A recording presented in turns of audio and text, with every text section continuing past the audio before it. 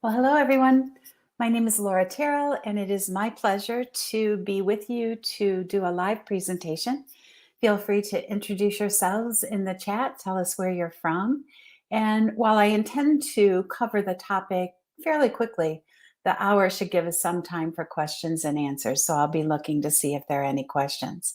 So, what I wanted to do today is to really take what Thomas shared in his last session, this notion of learner pathways, and unpack one of them with you, engaging with the target language. And it's very interesting to look at one of these learner pathways and then think, how will I design a session around these, helping people to understand the power of them? And since it was the first time I had used one this way and done it, I really found that it was very beneficial to me as a presenter to have this structure. So I hope to share some of that with you. So if I unpack this and make my learning target basically the essential question of the learner pathway, I can ensure that students engage with the target language.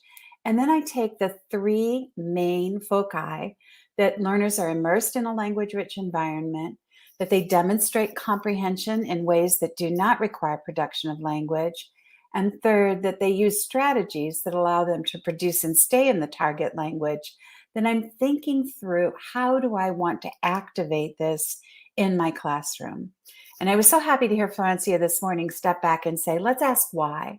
And I think that's what the TEL learning environment statement says when it quotes the ACTFL expectation of 90% plus in the target language. So we need to make certain that we as educators, our students, their parents, other administrators, all understand why this statement is so important. And certainly the policy, the guidelines from ACTFL can give you more information. But basically for me, it's when we think about proficiency like any other skill that we are learning, like this young person learning to ride a bicycle. First, we're on a tricycle. Of course, we've got the helmet, and then we are on a bicycle with training wheels. We've got the helmet, and now look at that confidence, going really fast, a regular bicycle, so confident in the fourth picture, no helmet, riding on a street. And then that last one is that jarring reminder that even the highly skilled make mistakes. And you can apply this to anything. You can be cooking a dish you have cooked a million times, forget an ingredient, and it falls apart. And so, what we're really trying to do for our learners is get them to independence. What can they do without our support? And the one variable that is within our control is creating the environment of proficiency. And so I often use this, and if some of you have seen my presentations, you've probably seen this slide, but I used it way back when I was in the classroom. I used it with parents at open house. And I ask you, these students, these children are at a swim lesson.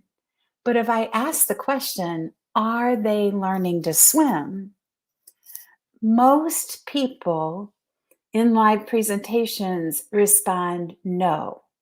They are not learning to swim because they're on the side of the pool. They're not in the water. So, what do we do to help you learn to swim? We put our young children in the water with the supports they need, the scaffolding they need to become confident swimmers, increasingly independent, and finally moving towards doing it on their own with their coaches there to guide and support them. And so for me, it's an analogy that really helps. If I am using English in the classroom, if my learners are using English in the classroom, then I need to picture them as being on the side of the pool at a swim lesson. But it's only when they're in the water, immersed, in this case in the target language, that they're actually acquiring the skill of using the language. So when we go in and we think about what we need to do, we need to create that environment. We need to create that community where we're going to build the capacity and the expectation that our learners stay in the water, that we stay in the water. So we've got some quick things on the side here.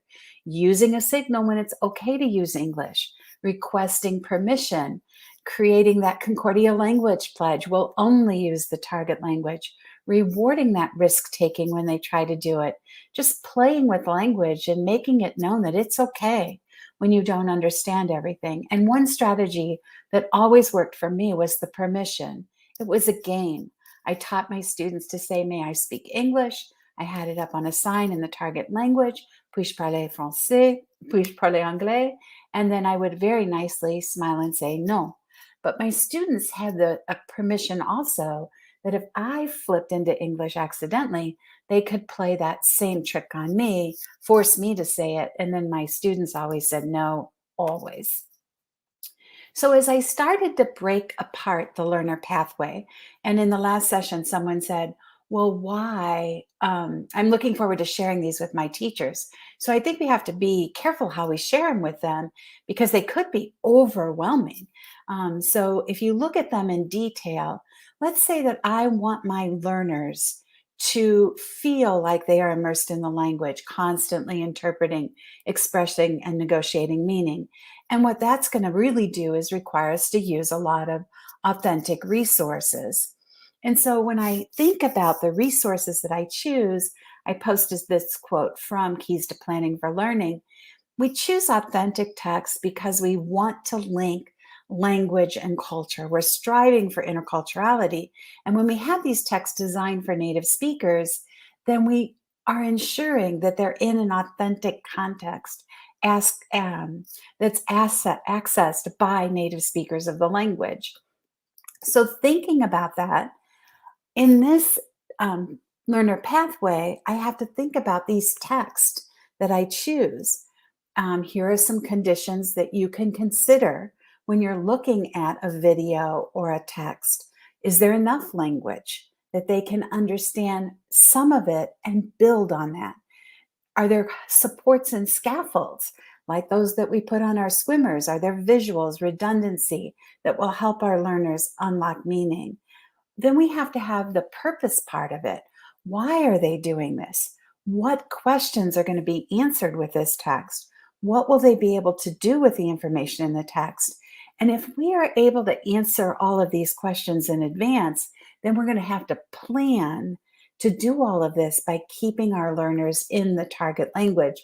So it becomes much more than picking an interesting text or a video and using it. It's picking it and preparing for its use. So if we've done the purpose, how does that authentic resource connect? The why is answered in our heads. Then we look in at that PL6B and we select it. This is the text that I want to select. It's on that learner pathway so that they will interpret, analyze, and interact. So why? Purpose. That means that I have to understand exactly what I intend to do with it, what my learning targets are going to be. I have to do, as Florencia said, I have to share what they have to be able to do in order to be able to move them forward, giving meaningful feedback. So they can recognize where they are based on what they hear. They can categorize by key attractions. They can ask and answer questions to find out where others are. They can say where they want to go, giving simple reasons and asking others. I want to go to the mountains. I like to hike. Where do you want to go and why? Presentational, they can go a little bit deeper into one of these and explain where it is and what they want to do there, etc. So it is that preparation that means that we will get the joy of seeing our learners actually engage in, interact, interpret, analyze, discuss the text that we have. It's a lot of work on the part of the teacher in order to see the learner behavior we're hoping for. That text has to be made comprehensible. And so we're thinking about what is comprehensible input. Comprehensible input means you understand most of what you are reading or hearing. Comprehensible input must be meaning-bearing. Good luck getting your learners to stay with you if they do not have a need or a desire to do anything with that content. And then it's remembering that we're not relying on total comprehension. We're thinking of our learners as young or students, younger children, and they are always encountering new words, new phrases, new expressions. And through context, we're helping them to understand that. But sometimes it doesn't even hit the first or second or third time. It's much later when they actually begin to understand that message. If we want to make input comprehensible, we think about what visual support do we need. Someone yesterday said it might be that I have to add a picture. So you may have to turn what is just plain text into a picture book.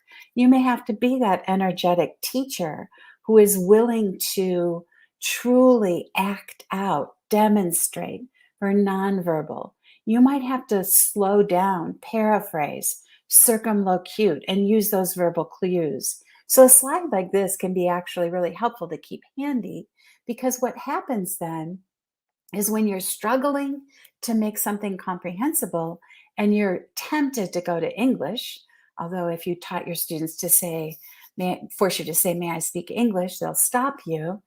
This will help you think about, if this didn't work, what else did I need to do it next time or with the next class? There's so many things that you can think about. So I'm not intending to read this slide to you. I'm going to give you a link where you can find these slides, because this presentation is a little bit different than the others, so it doesn't have a document to go with it. But you're paraphrasing. You are not translating or annotating new words. You're using circumlocution or adding an image. You're using mom speak and dad speak. You're slowing your speech down. You're placing emphasis on key words. You know where that new vocabulary is going to come in, so you're trying to use a word they already know to explain that new word. You're signaling, you're using structure. And perhaps that last bullet point is the most important.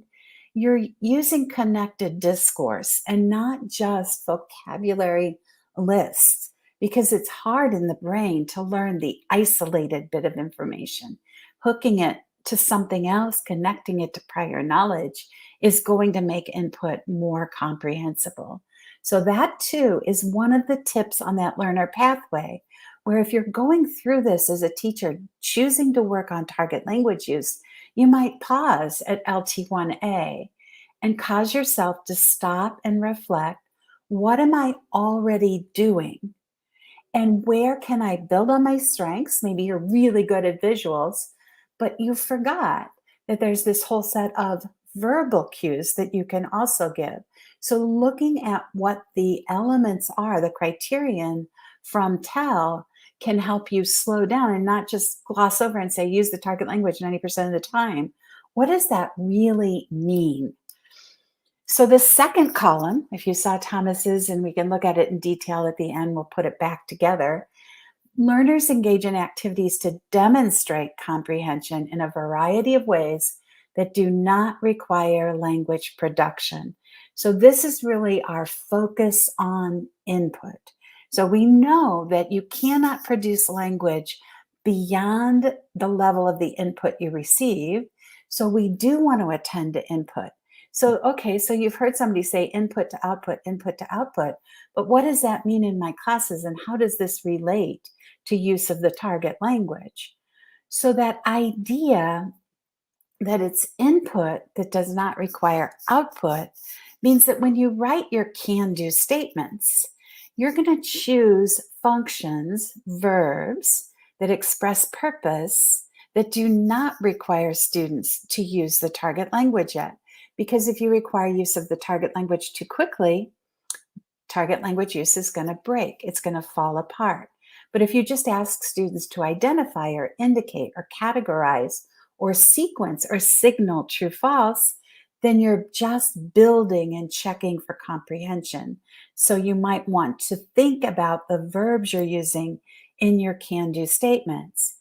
Here's that TEL criterion planning, 6A, on that list, on the learner pathway. reminding me that I have to check for understanding. So maybe I've got some in my toolbox, but I need more. So that would suggest that I go and read or talk to other teachers. What are you doing to check for understanding? Okay, I can do all these fairly simple ones with novices. Are there some that I can do that are at a higher level? Can I build in these strategies? They're still being active learners, but maybe now I'm asking them to put sentence strips in order, either as a prediction or after reading. Or am I going to, perhaps that last one, call on keywords and tell them to pause when they hit that keyword and think about how they would explain that keyword to someone else using circumlocution? Or will it be a graphic organizer that I give them? So at all stages, novice, intermediate, advanced, what are these strategies and activities that I'm using to build comprehension?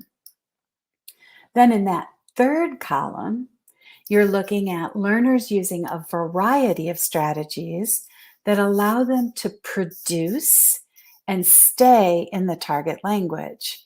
Now that's tricky. So now we're really asking, we can control ourselves fairly well. We can stay in the target language. Now, making it comprehensible and checking for comprehension, that's on us to do. That was the second column. But now we're going to turn that responsibility over to the learners. And frequently, that's where it falls apart. It falls apart because we did not put those water wings on. We did not provide the scaffolds that they needed to stay in the target language. So I might give general feedback like Florencia was talking about this morning. Well, just tell them to use the target language. Well, yes, but that isn't going to work if they really aren't ready to do it. So PL7B reminds us that we have to plan our activities within the range of their proficiency levels, their performance range. So if I'm at the novice level, I better stay with some really concrete questions. Who are these people? Describe them. What do they like to do? What don't they like to do? And I've given them sentence frames and question frames and word banks, and I'm taking them away so that they can gradually do it on their own. But this is doable at the novice level. But if I jump my classroom activity or my assessment too high, too quickly, then they will fall apart. They will revert to English. So one of the common concerns of the profession is when students go to Google Translate. Yes, I am quite convinced that sometimes they're taking the easy way out. I'm also convinced that some students are frustrated and know that they can't quite achieve the task that's been given them. So it would be appropriate in intermediate low maybe to say, what did they do yesterday? Or what questions would you like to ask about this family? Those are things that I might expect of an intermediate low, where they're beginning to play with different time frames, or they're able to generate their own questions. If I had given this task to a novice, I'm asking for too much. So I'm not planning for the performance range of my students. Each step gets a little bit more complex. This family spends time together each week. What traditions exist in your family? Explain a tradition in detail. What are you currently doing to create or continue family traditions? What traditions will you establish when you have a family? Describe a tradition that you hope will exist in your future. You wouldn't have to do all of these, but any of these are asking for students to produce language that requires that narration and description, either in the strings of sentences, hopefully moving into that solid paragraph level, since this is mid-high. And then finally, if you're getting into the advanced low, here we've got that if, that hypothetical. Many believe that families who have strong traditions have a better quality of life. What about you? Justify, defend, explain, give examples. So one of the things that we can do when we're thinking about using target language and requiring production is pause, take time to examine our activities, our tasks, either for classroom or for assessment, and make sure that they are at that performance range where we know students can be successful. We do this on a simple, everyday classroom questioning session also. So that circle of questioning, that hierarchy of questions. Where are you in introducing new content? Do I need to start at the simplest questions because it's all new vocabulary? Yes, no. But that's a valid question if they're learning new words. Either or, another very easy type of question as students are either at the novice level learning new words or even learning for the first time environmental terms or fill in the blank, a little bit more challenging. And now we're getting to the who, what, when, where, why questions. What do they eat? Still concrete. Why? Little bit harder. What should we do to protect? How should we protect the environment? So if you think about where your questions are starting, and then also if you're thinking about differentiation, do you want to target different questions to different students? And do you want to scaffold questioning by having students write a hierarchy of questions on a topic and then mix and mingle and ask and answer different questions? So we can scaffold even their ability to ask questions, generate questions, and move themselves up in the types of questions that they're asking. I'm going to post the link for these slides, so give me a second, and it'll be on the final slide. I saw that question. Here's another one being pulled out of that third column about production. Are we highlighting communication strategies that allow students to maintain or extend a conversation? So have we taught the very simple things that we always use? And what you might do all summer is monitor your conversations. What do you say when you get confused, when you're having a conversation with a friend over a cup of coffee? What do you say when somebody says something you disagree with?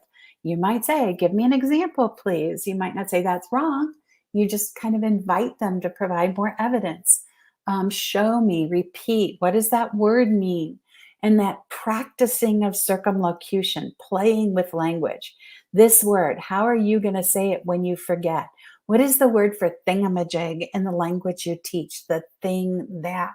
I mean, how many times in a course of a day do you use circumlocution when the word you want drops away from your lips? So this is something that we really want to think about and teach our students and practice with our students.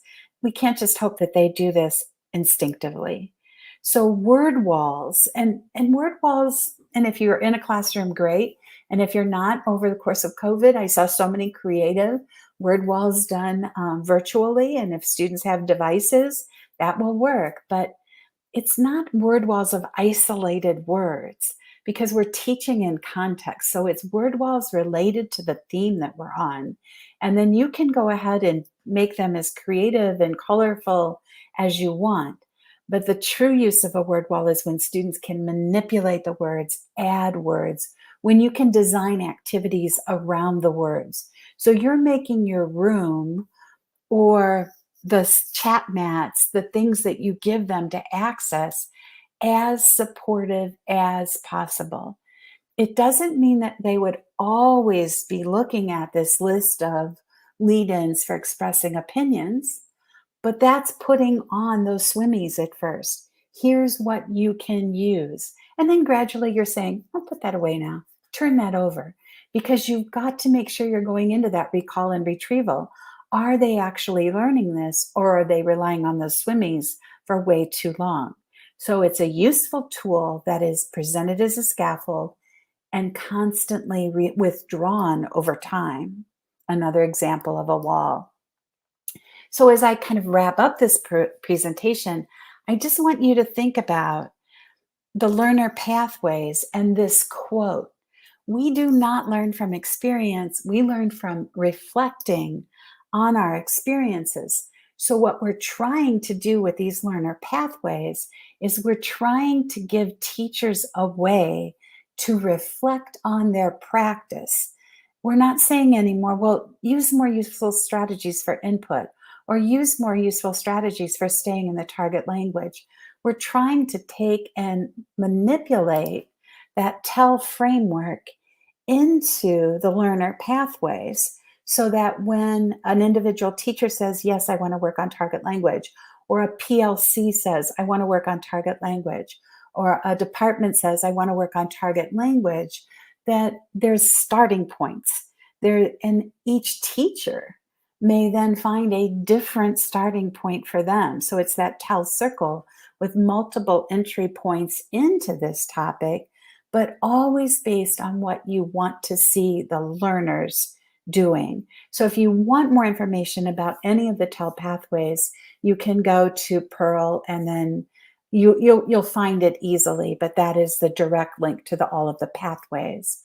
And then for those of you that are not taking enough time for yourself this summer, you do have some opportunities to sign up for future institutes with Pearl this summer on the different pathways. You've already missed the one on performance assessment and the one on target language, which is partially why I picked target language to do today. But there are some other opportunities coming up. So those are also available at the TEL Pearl site. So I want to thank you. And then a couple of you did ask about the presentation. It's not a interactive document, so you can use this QR code, this tiny URL, and then I am going to try to put it in the chat. But if not, just take a picture of this screen and they are there. And my email is there if you have any trouble accessing them. I can help you out. But we wanted this session to not be too much input from me, talk, talk, talk, and a little bit of a chance to see if there are any questions that you would like me to address now. I would be happy to do that. I know it's not live and I can't hear your voices, but I can see the comments. So let me know. And thank you for attending the summit. Hope you enjoy the rest of it and go in and look at some of the great sessions that are there. I think that's great, Jeanette, that you said this presentation will help me guide my student teacher this fall. I think it's really important with student teachers that we let them identify what they feel comfortable with. We let them identify what they feel like they're struggling with. And then instead of showing them all of the pathways, whatever they say they're strong in, you might give them that one, and what they want to do more with, here's this one. But if it's like anything, if you look at all 6 or 7 of them or however many there are, it'll just overwhelm them completely. I mean, we all had so much to learn in that first year. Any questions that I can answer for anyone? I'll hang for a few minutes to see. Just go back, Meredith, to that email slide and send me a direct email, lterrill@gmail.com, and I would be happy to answer any questions you have. Yeah. Snag a picture of that one if you're interested. It's got all my information on it and the slides.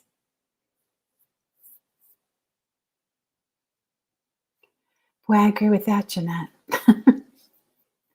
You know, you can't come into the profession knowing it all, and then you hit a curveball like COVID, and we're all in learning mode again.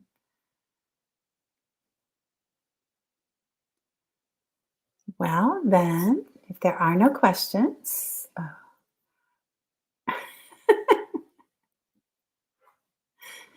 no, Meredith, I think you can coach all of us.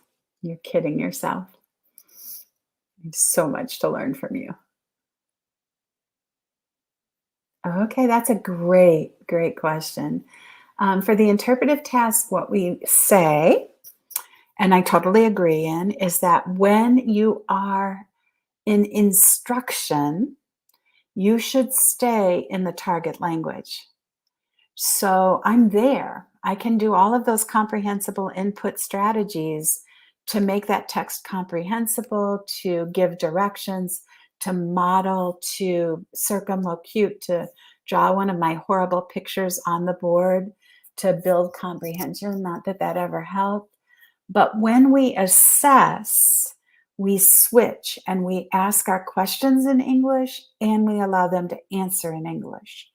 We do that to get a pure check of what they truly understand. It also allows us to select and process texts that are a little more challenging and ask questions that are at a higher level, which is rewarding cognitively to our learners. They get a lot of pride out of the fact that they know that they did process an authentic text. Then, as students move into intermediate mid, we start shifting to letting them answer in the target language.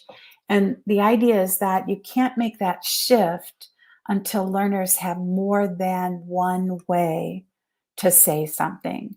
So if you reach out by email, I can send you a couple of examples that might help you see the difference or feel the difference from other presentations.